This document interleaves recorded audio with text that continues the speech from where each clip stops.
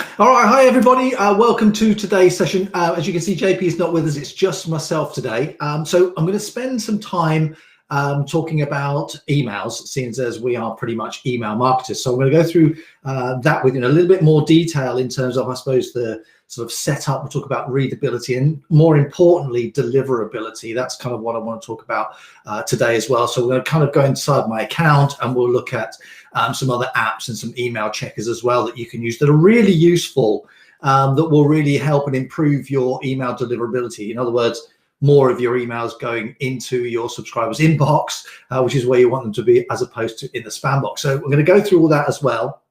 But we'll start off with any questions. So if there's anything, if you've got any results that you want to share, or you want to ask any questions about email marketing, fire away. That's what I'm here for. Technical questions in terms of the technical setup of iFunnels and how you use it. If you're not sure about that, then just refer to the training videos, or of course there's the support there. So use those for those kind of tech stuff, if you like, really.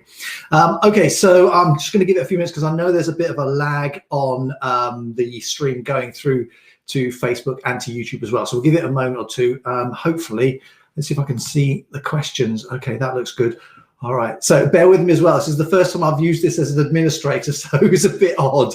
JP normally deals with all of this, but yeah, I think I can see pretty much everything. And just be aware that if you do ask a question, I can't see your name. So if you wouldn't mind just adding that into your question, if you've got any, as we go through. So we'll give it another moment or two. If not to worry, we'll crack straight into email marketing, and then we can finish off with any questions again at the end. So what I do want to say, though, before we start talking about email marketing, is that we have got some funnels coming out that you're going to be able to use fairly soon. Hopefully we'll have them ready for you next week. We've got 4 that are coming out. So it'll be kind of like an opt-in page and a similar sort of funnel that you're used to using. So we'll be talking about, or you'll have apps, funnels for affiliate marketing, for, I've got it here, list building, email marketing, and traffic generation. So we can talk more about our traffic alchemy. So there'll be full funnels. You'll be, and essentially, yeah, you can then attract other audiences onto your list, and then of course your email marketing can take over from there. Okay, so if we're on the topic of emails, how come there is a difference between what I see in iFunnel stats and in SendGrid? To be honest with you, I'm not sure. I don't know how to answer that.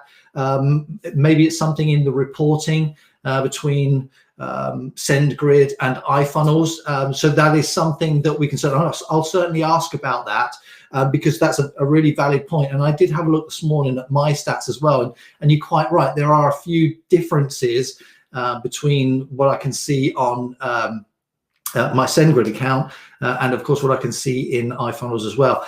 It's not too far off, but yeah, it's just enough to really for us to ask the question. So that's fine. We'll have that. Let me make a note of that, and we'll get that answer sorted out for you. So let me just write this down.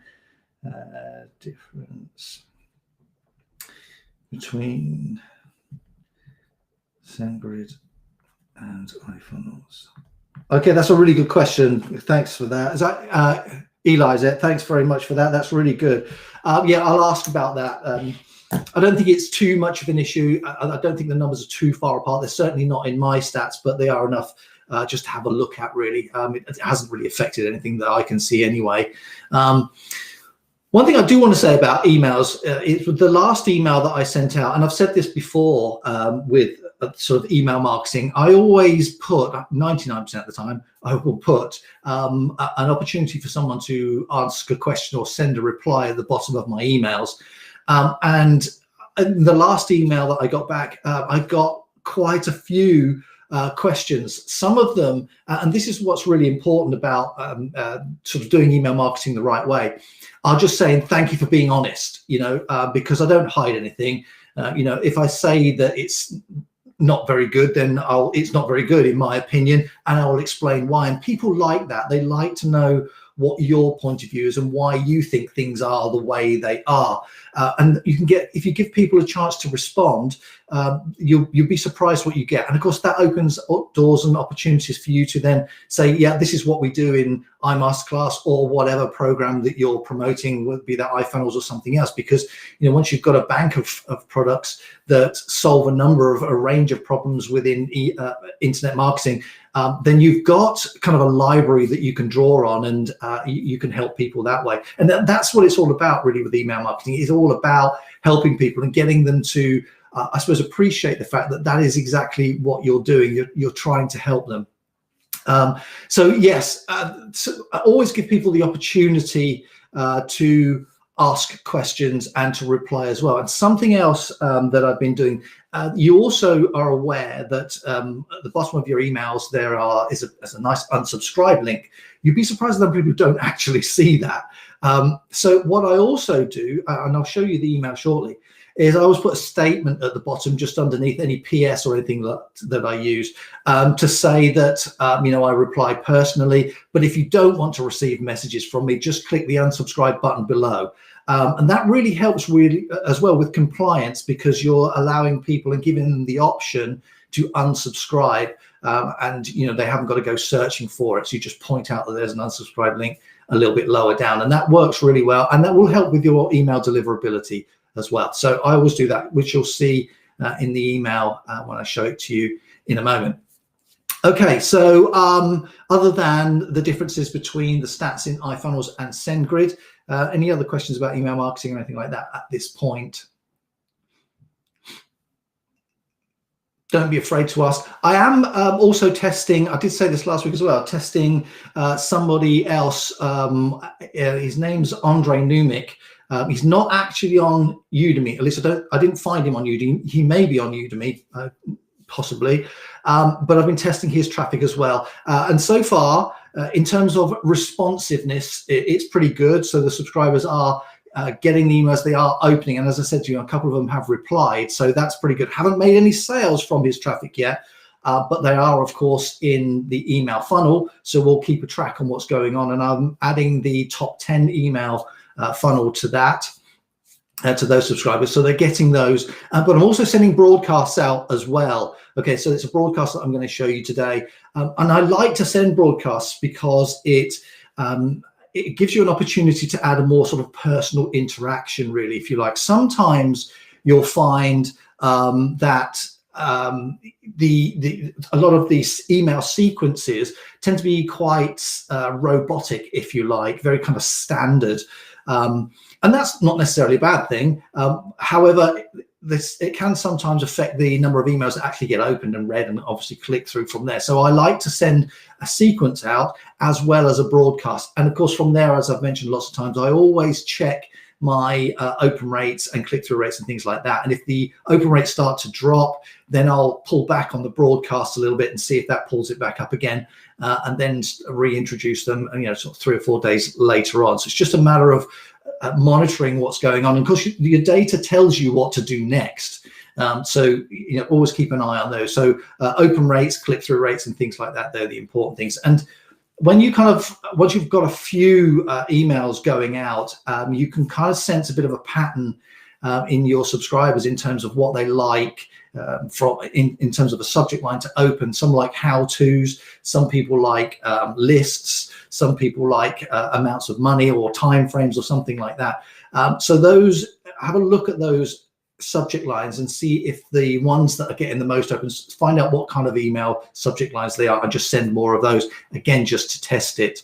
Is Conversion Funnels Pro still available? No idea. I think that's on ClickBank. Having said that, JP, I believe, did send out an email about Conversion Funnels Pro. I think it's available maybe for another day, but again, I'm not sure. It's something that JP is dealing with. I'm not having much to do with it at this point, but try it anyway, because it's a really good product and works really well. So go and have a look at it, absolutely. And of course, everything sort of ties in with iFunnels, so you kind of get a really good grounding in the platform itself.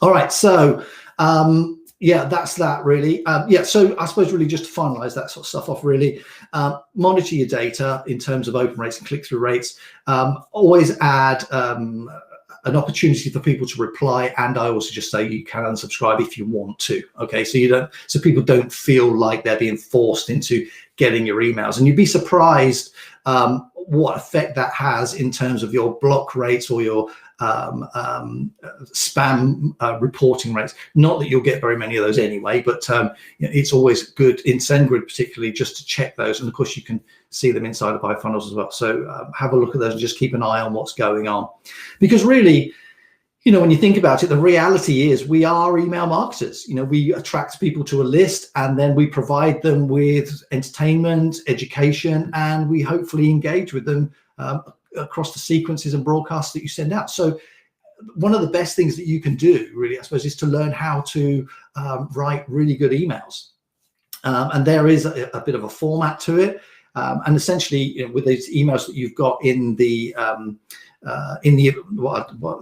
media files inside the groups, then you can be using those as well. And I know they're good emails, and I know that they work because they're the ones that I use. So I have had some really good feedback, and of course some really good stats from them. So they do work, but it's in your interest, of course, then to practice sending and writing emails. There are a ton of email courses out there. We have one ourselves that we haven't promoted, but one that we did. That I produced a while ago, and based on what we do, it works really well. So there is a bit of a format to it, and we can talk more about that on another session if you like, in terms of how you structure it. But it's really useful. So, and there's a ton of stuff out there on emails. So it's really in your interest to go and sort of figure out how this stuff works, because that's what you do. And of course, if you don't like writing emails, and a lot of people don't, I happen to, but a lot of people don't, then you can, of course, buy swipe emails. But don't send them out as they come to you, okay? You really don't want to be doing that. You want to get in there and you want to edit them and add your own style, your own voice, your own kind of language, really, to make them your own. But you can keep the body of it, if you like, intact, because again, most swipe emails have been created so that people can just use them, and they've got a good structure to it. But if you want to learn what that structure is, we can do that on another session. Right, so talking about if you don't like writing emails, what I want to try and do is share my screen here and see if I can get the information for you. Hopefully, let me just toggle this. There we go. Okay, so what we want is this one. All right, so this is, as you can see, let me just move that across a little bit. Yeah, there we go. So as you can see, this is my iFunnels account. So I'm just in the dashboard right here. Hopefully this works all right. Let me just see that. 1 second, guys. I just want to make sure I'm doing this right. Let me just stop sharing for a moment and try again, because what I want is just that screen. That should be better. Okay. And toggle it. Told you I'm a technophobe, guys. I'm awful. All right. Okay, good. That's better. Now, as you can see on the screen right there, I have got my iFunnels account right here. So I've just logged in. So if you don't like writing emails, as I said, we've got some swipes that you can use that are uploaded into your account. Just go in there and edit them. And one of the things that I use and you can use to help with editing, and certainly is going to have a good effect on how many people read and click through, is how readable your email is. Now, I've talked about this app before. So I want to show you this one. This is the Hemingway app, as you can see, hemingwayapp.com.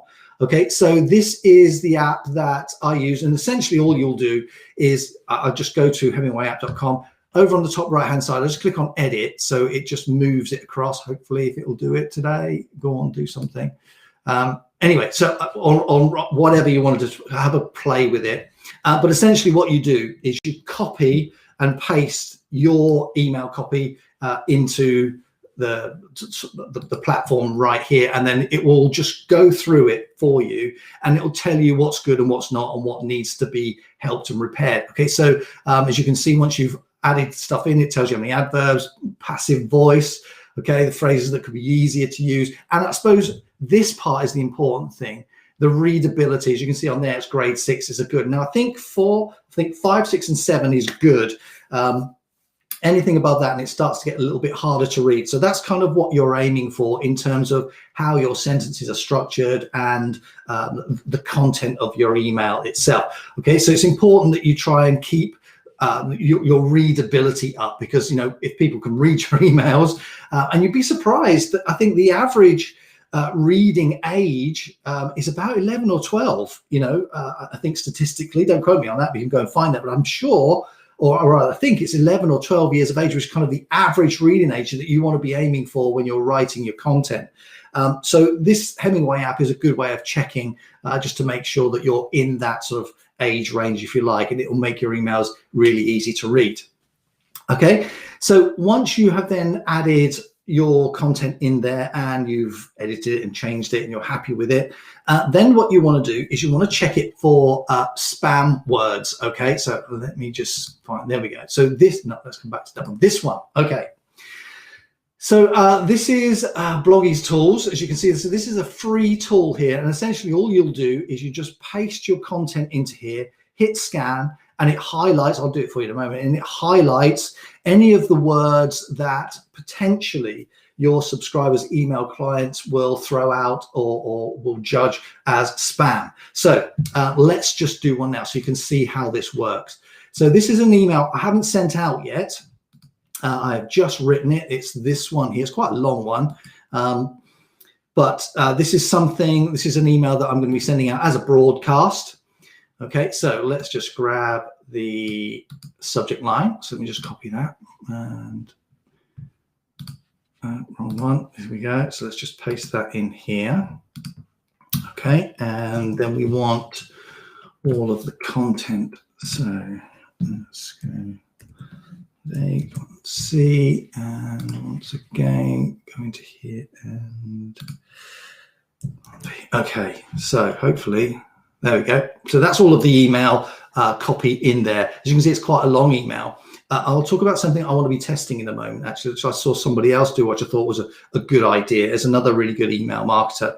I'll talk about that in a moment. But a lot of my emails are quite long. If you're on my list, you know that already. Lots of them are sort of educational stuff as well. So you paste everything in here, including the subject line, and then you just hit scan.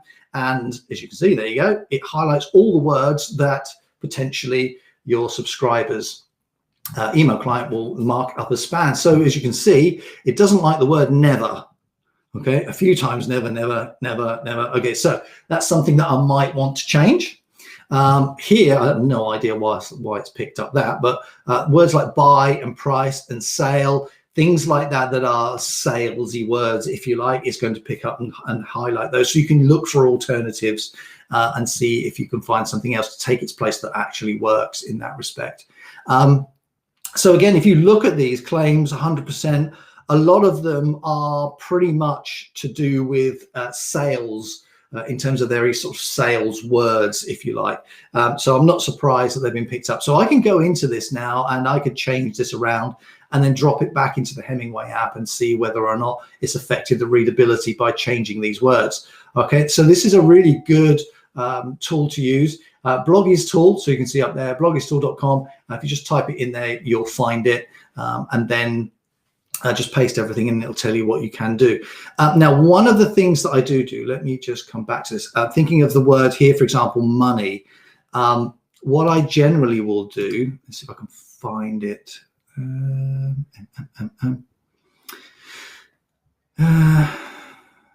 Typically, can't find it quickly. What I will do is, did I just see it? Is break the word up. So if, for example, if I'm typing money, M-O-N-E-Y, I won't just leave that as one complete whole word. I might go M-O-N apostrophe E-Y, you know, so you break the word up. So it's almost as if you're trying to fool the spam filters themselves. A lot of cases it works, and words like free, they really don't like. So, you know, you could hyphenate between each letter, or put a full stop between each letter or something like that, or break it up. I can't find it now typically. There's one word in here, income, that I broke up as well, just to do that. So that's something that you can use, and it does help to push things through the spam filters just a little bit more. Okay, so why are some e-com products no longer available at the supplier site? Are you referring to products that are on ClickBank or JVZoo or Warrior Plus or something like that? Again, with products like that, as an affiliate, what you'll need to do is just to make sure that they are still available, because affiliates and vendors are a nightmare for pulling stuff at will. You know, so always check and make sure that it's a live product, certainly before you send any traffic. I'll come back to the email in a moment, because this is an important point, which is why I said last week, you always want to test everything. Okay, test your emails, test all the links, make sure the product is available and is working and is still making sales. So if you're using something like ClickBank, for example, use their gravity score to see if it's a kind of a current and relevant product that a lot of people are selling. So check them, check again before, especially before you send any traffic, particularly if you're paying for it. Okay, so that's a really valid point. Just make sure the products are available, because product vendors do remove them. All right, so without warning. So that's something to look out for. Okay, so back to the emails. I'm flicking between screens here, guys, so I can only now see my iFunnels account. I can't actually see the Restream Studio, or a little bit of it, but not a great deal. So I'll flick in between to see if anybody adds any questions, but so bear with me. Anyway, so yeah, so that's where I was. I was breaking up some of the kind of spam words, if you like free and income and words like that. So if you come back to this one, you know, I might put an apostrophe here, do NEV apostrophe ER or something like that. Same for price. I might put it between the P and the R, just to break things up again, so it's not overly uniform. Because if that word is the word that you really need to use inside your email, then you've got to put it there. So essentially you want to try and kind of get around the spam filter that way. So this is a really useful tool to use. And if you scroll down to the bottom, it talks a little bit more about deliverability. So far, what we've talked about is readability with the Hemingway app and the email spam trigger words. This section here, it will allow you to choose different words, if you like, to hopefully not affect the readability, which is why I always go back and check again. However, in terms of deliverability, okay, which is a different thing, there are things as well, of course, that your subscribers, email clients look for. So they'll be particularly looking for the SPF, for example, which is the sender policy framework, DKIMs, which are domain keys, it's kind of encryption, and the same thing for the DMRC, which is kind of like a conformance record, if you like. Now, all of these are TXT records that you need to add to the domain that you're using. Okay, now that sounds really complicated. It's actually a lot simpler than it sounds, and I'm going to kind of walk you through a little bit of exactly what you do with those. So you want to make sure you've definitely got at least SPF and DKIM text records in your host, okay, for your domain's host. If you're hosting the domain with iFunnels, they've got SPF and DKIM and DMARC records by default, so you haven't got to worry too much about those. But if you're hosting, like I do, you've hosted a lot of my domains outside of iFunnels, then you'll need to add these records yourself, okay? So you're looking for SPF, Sender Policy Framework, DKIM, and DMARC records as well to be added, all right? So make sure, and tests to make sure all of these are in place. In a nutshell, those three records tell Yahoo or Google or something like that, that the email has come from you, it's been encrypted from your DNS, okay, and it hasn't been altered by anybody else and hasn't been sent by anybody else using your name, okay? So it's really kind of domain authentication, really, if you like. So it's really important that you have those, at least SPF and DKIM.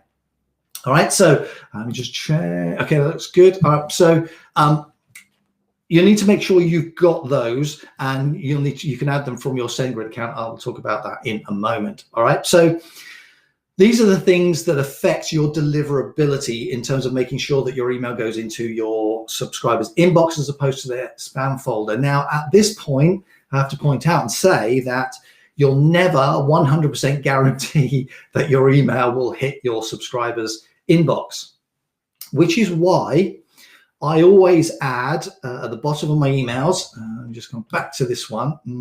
Scroll to the bottom. There we go. A PS, if you've got any questions, hit reply. You answer within 24 hours, because we're on holiday, it might take a bit longer. Okay, so you're giving people the opportunity to reply.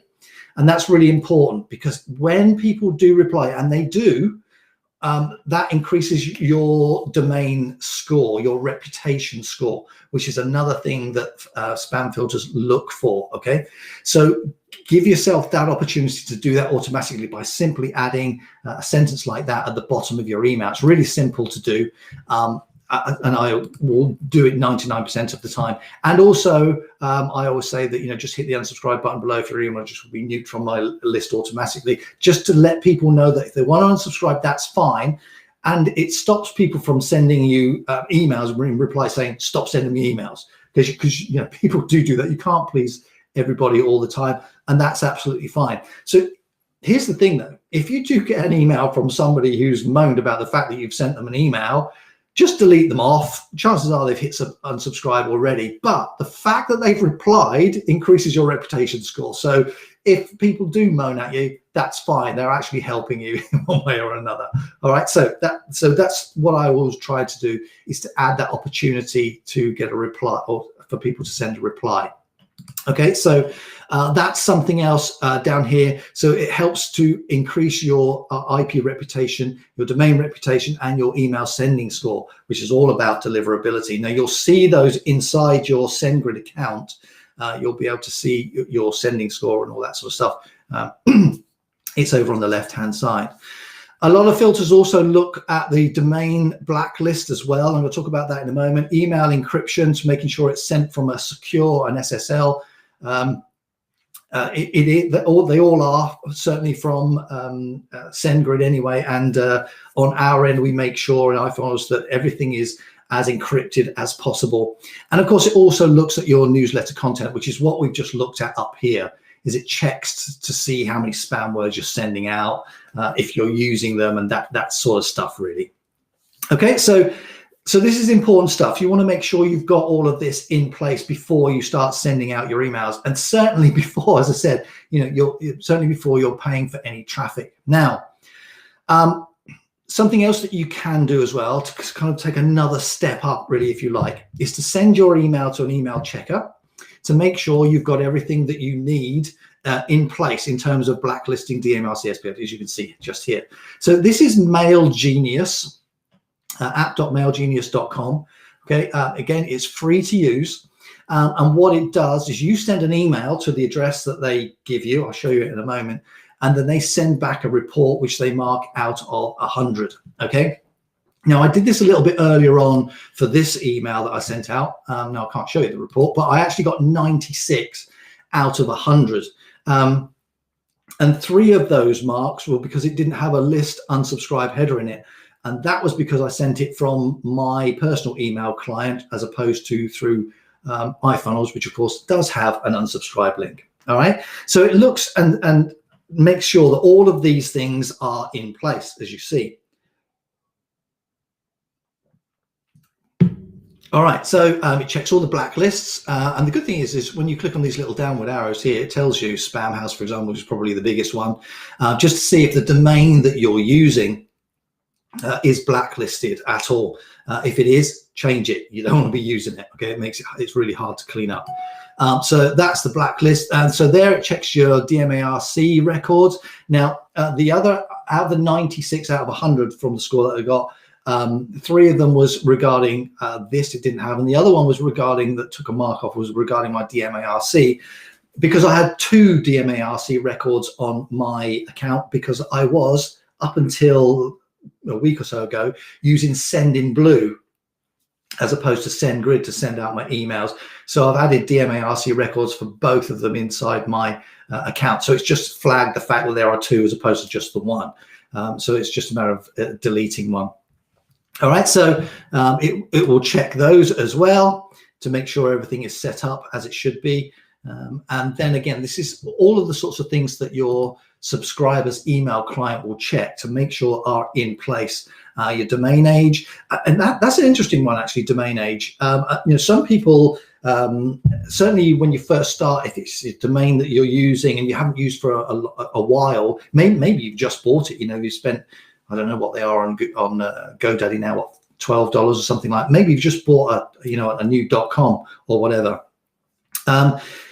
That has an effect, the fact that it's a new domain, on your sending reputation. Because it's so new, there is no kind of history that goes with it.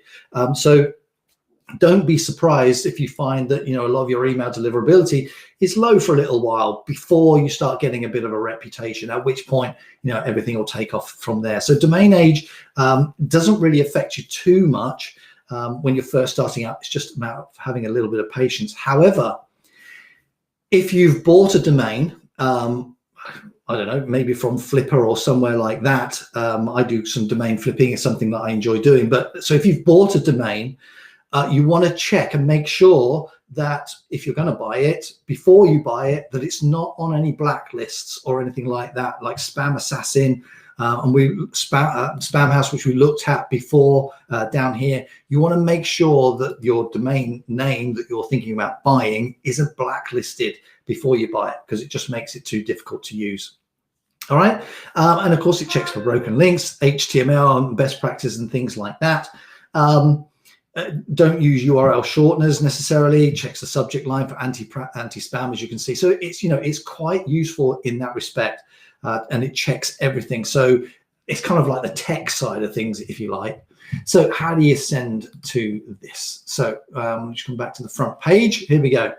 So just go to mailgenius.com and you send the email to this address just here. Okay. And then once you've sent the email, just click on see your score. It takes about sort of 20-30 seconds to make sure that the email's come in, and then it checks it, and then it gives you the report, this is the one that I've just checked on, so you can see. So this is just a kind of an example one, but that's what you want to be doing. Okay, so you can check the content, all right, with this little app here. And then you can check the tech side of things to make sure that you've got all the records in place with this just here. All right, so where do you check it? So if you go inside your SendGrid account, now they're going to send me two-factor authentication. Bear with me, guys, while I get that. Here we go. So, God, I hate this thing. Yeah. So 0, 4, 3, 7, 9, 4, 6, hopefully. Let's see. All right, good. Okay. That looks good. All right. So this is where you get all of your data in terms of the emails that have been sent out. And this is your reputation score down here. So you can see what's going on. Now, in terms of adding or where you get these records here, the DMRC, SPF, DKIM, you're certainly DKIM and SPF anyway. Come to settings down here and then click on sender authentication just here. When you click on that, it brings you to this page. As you can see, mine's been done. So it is a matter of adding some text, a text record to your domain. Now, I don't want to go through that now because we'll be here for a while, but essentially, if you want to learn more about it, what the difference is between and how you do it, then here it is. But what you can do is just follow the instructions here. It's written and it's on a video as well. There we go. Okay, so there's a video tutorial and it talks about DKIM and SPF. Don't worry too much about the CNAME record. It's really, these are the ones that you want. Okay, so just follow the instructions that are written here and do exactly what it tells you to do. And then, or if you prefer video, well, like I do, play a bit of the video, stop it, log into your domain hosting, go to the domain, the cPanel, and add in all of that, those records essentially, okay, in the domain. So you can get DKIM and SPF, and it just talks about how you do it, where you get them from, and exactly what you've got to do. And it really is just a copy and paste exercise. You don't need to do anything other than that.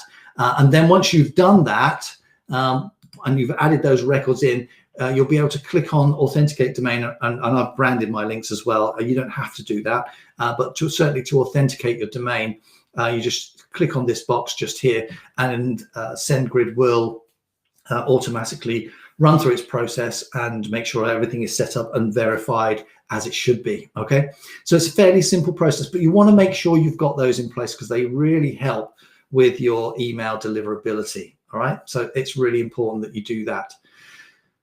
Okay, yeah, that's pretty much what I wanted to talk about today. So when you're writing your emails, check it with the Hemingway app.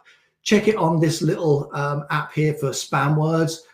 Make sure that when you send it to MailGenius, and there's a few of these apps out there. There's one called Mail-Tester, which is really good, but they all test the same sort of thing.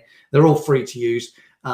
Test it before you send it out, just to make sure that everything is as it should be. And then you've got a much higher chance of your emails getting into your subscribers' inbox. Okay, it's really important. Because obviously that's where the money is. All right, so it's really important that you do that. Okay, anybody got any questions at this point? Let's give you a moment or two if you've got any.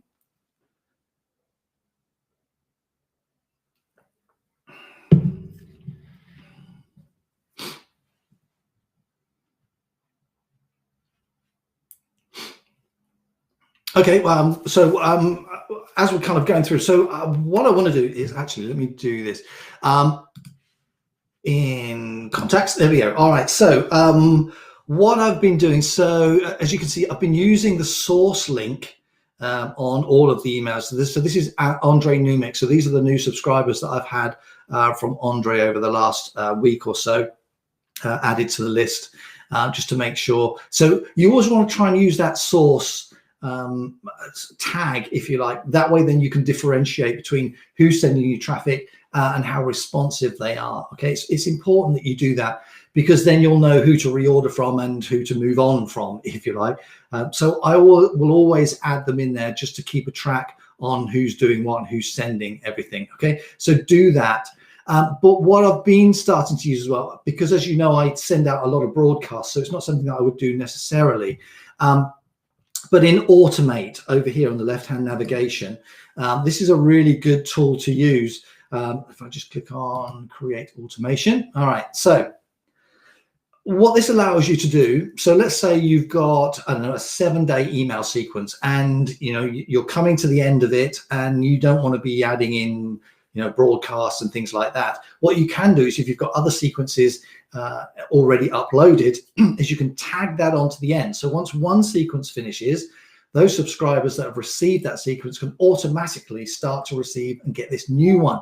Okay, so it allows you to keep everything running on. So it's really good. So let me just show you how it really works. So Automate, click on Create Automation, and then once you have created it, they're in Manage Automations just here if you've got it. All right, so let me just show you it. So this is one over here, so I've got a few going on. So here, let me just click on that downward arrow. So when someone has completed this email funnel, all right, so this is one of the things that you would check. Decide what action you want to happen.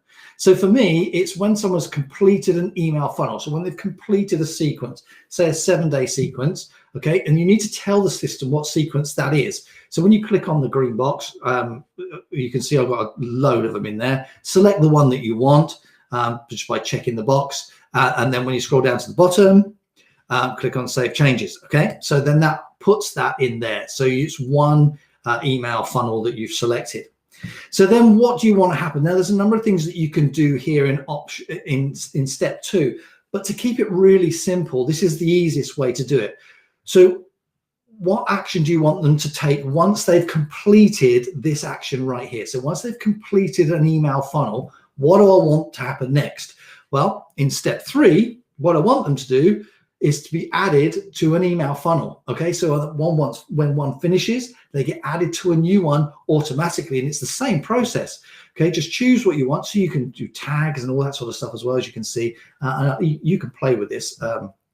So check the box, Again, click inside the green box and the list of your emails appears. So all you then do is select the email that you want them to be added to, or the email sequence, I should say, that you want them to be added to on the end. And that way then it's a continuous process. So, for example, here, once this one's finished, I can add them to another 15-day sequence here if I wanted to.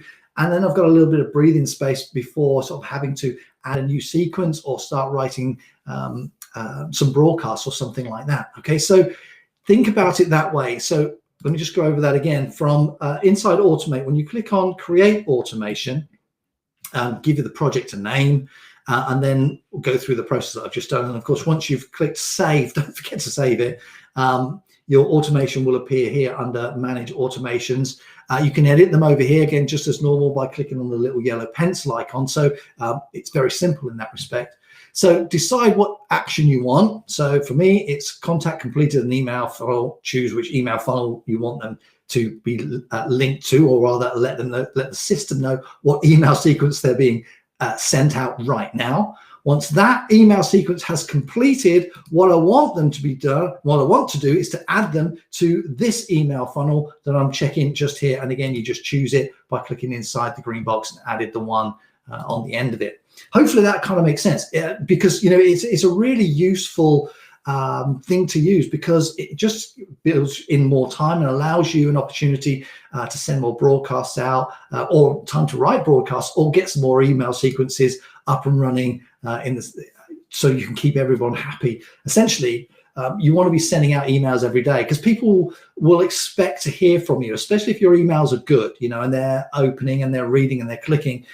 That's telling you that your emails that you're sending are good emails. Okay, and again, just have a look at your open rates and your click-through rates, and that will tell you. So your open rates are really determined by your subject lines, and then your click-through rates are determined by, depending on how you think about it, the content and or your call to action, which are two slightly different things, but essentially one rolls into the other. Okay, so it tells you. So if your open rate's good but your click-through rate's not, have a look at your content and the subject, or not the subject, but the sentence that you're using for your call to action, and see with the change of that if that boosts those sorts of things as well. And of course, this is what the Hemingway app and of course the other things are really useful for as well.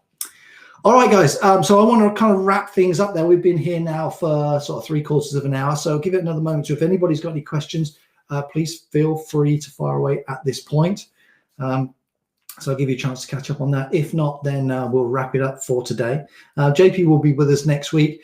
So again, as I said, if you've got any sort of technical issues or anything like that, reach out via the chat app down here in the bottom right hand corner, just to make sure that you're logging your ticket, so to speak, and then we can get back and help you with that sort of stuff.